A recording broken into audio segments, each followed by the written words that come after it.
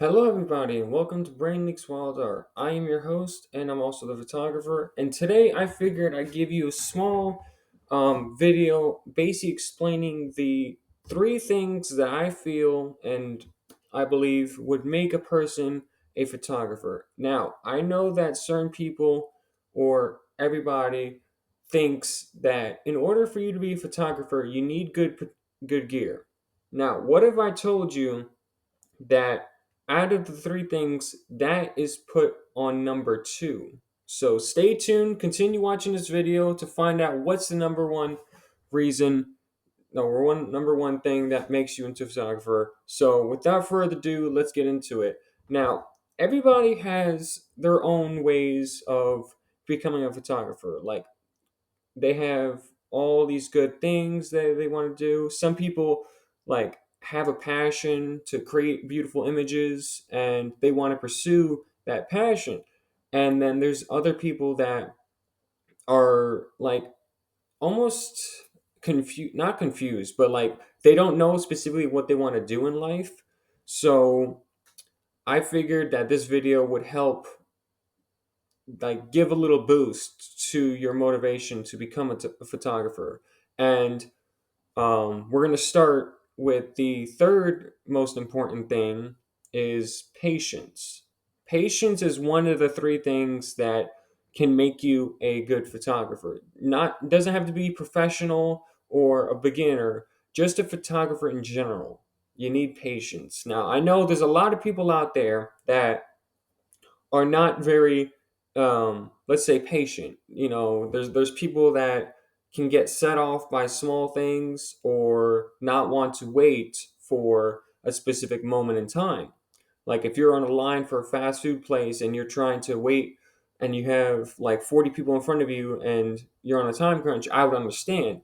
But to be a photographer, you definitely need patience, because what happens is what patience does is that it helps you understand the object or subject that you're looking at in a more definitive meaning. So let's say right now, I'm just recording my audio for this. Let's say right now you're sitting down in a park bench, right? You're sitting down. You ever watch like Forrest Gump, how he has himself sitting on a park bench talking to people? So let's say you're on that park bench and you go ahead and you're looking at everything. Yeah, you see trees, you see a bunch of houses, you see some cityscape lights, everything like that. But well, let's say you sit there for 2 hours. What have you seen in those 2 hours that you would not have seen if you didn't stay there? You probably have saw birds flying. You probably have an animal that's sitting right next to you. You probably met a new person saying hello, or even you just listen to nature itself. And I feel like patience definitely is one of those key factors, because what happened was recently I went and did a photo shoot for like nature photography. And I went and I found this location close to my job. And yeah, I kind of work a separate job just because I need to get money to be able to support this business. You guys understand.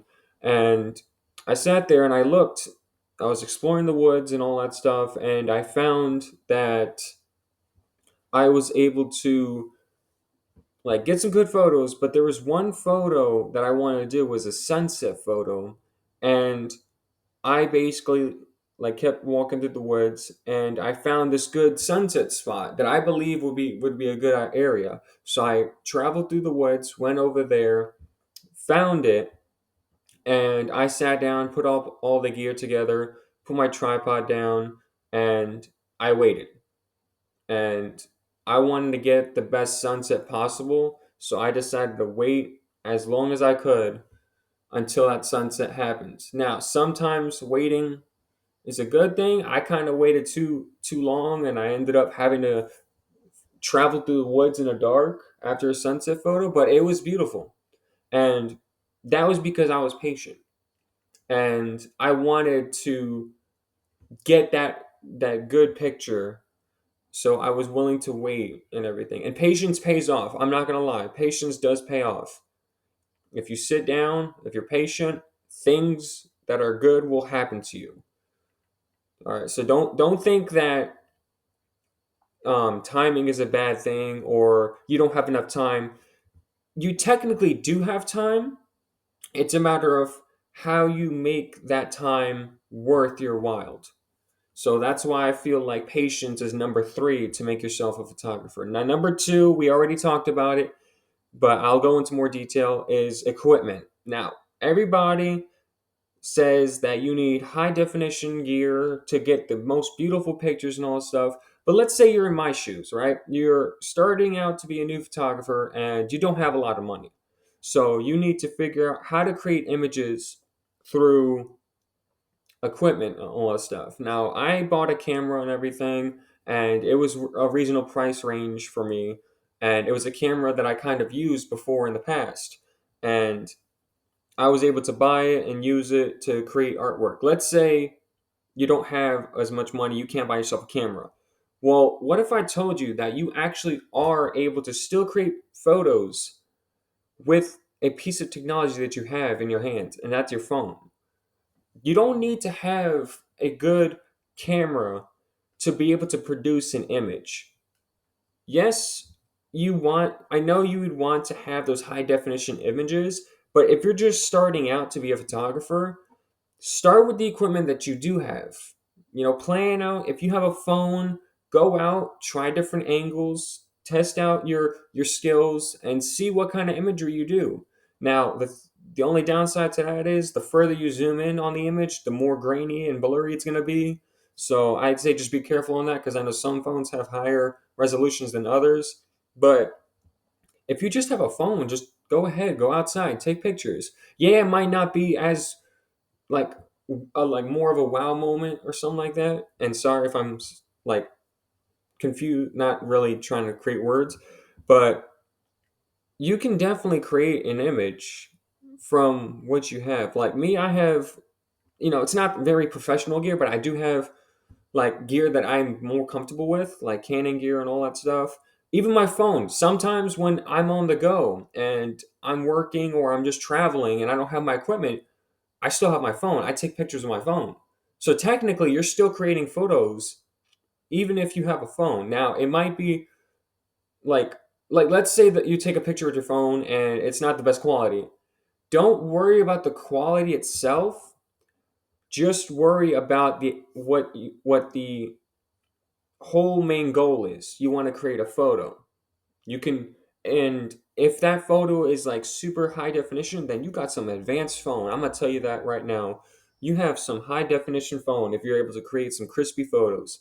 But the reason why I mentioned that you could use any type of equipment to create photos is because the number one thing, which we're getting into right now, that makes a person a photographer is ideas. You need ideas to be able to create artwork, because yes, you have the patience is number 3. You have the equipment as number 2. But number 1 is you need the ideas, because without ideas, it's technically a loss. Now, I'm not saying loss like, oh, you don't have all the skills or you don't have what it takes to be a photographer.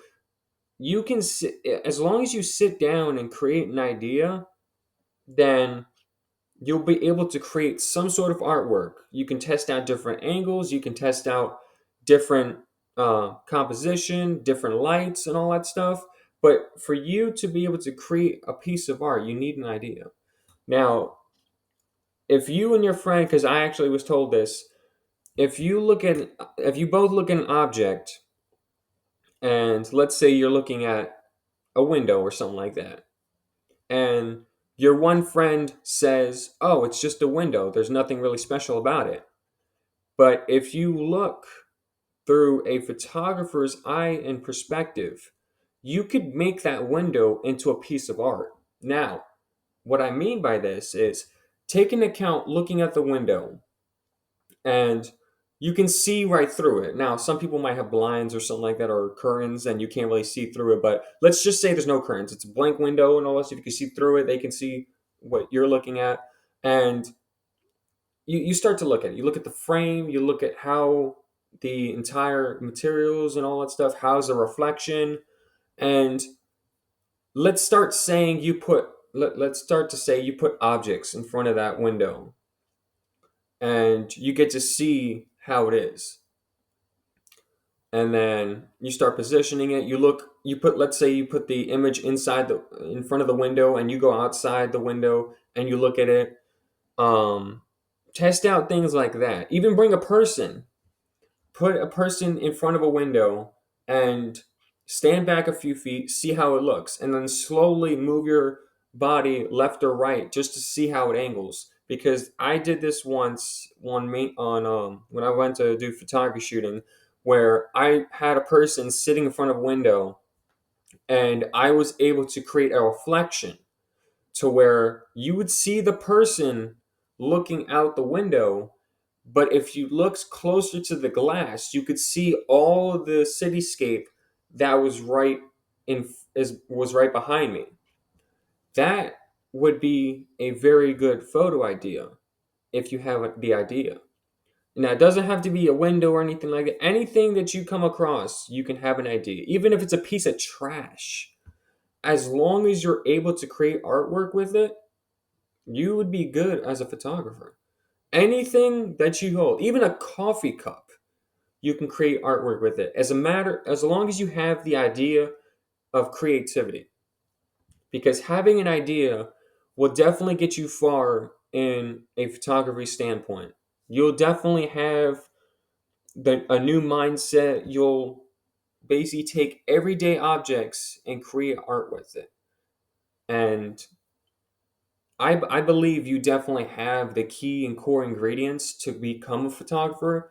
It's just a matter of you following those three steps that I mentioned before, which is you need an idea, and all of it works in harmony. You start off with number one, you create an idea, and all that stuff. Once you have the idea, you find out what piece of equipment that you have to create an image. Even if it's your phone, don't be ashamed if all you have is a phone. You're still creating artwork with it. I believe in you. You could definitely create something. So you got the idea, you got the equipment. So then all you do is you go to a location or you find a subject, and then the patience key happens while you're taking the photo. Take as many photos as you want, do different angles, do different compositions, because what you're doing is you're being patient to find that one image that changes it all. Even if you do 1,000 photos, there's always going to be that one or two photos that are literally like the money makers. So I hope that this video, not really a video, but this audio and video helps you understand what the three things are to be a photographer. I personally believe that these are the three things that made me a photographer. So let me know what makes you a photographer. You might have the same core values or ideas as I did, but let me know in the comments what you think. If you find this video to be helpful or motivational, let me know. I'm creating more content every week, and stay tuned. We have more photos coming in.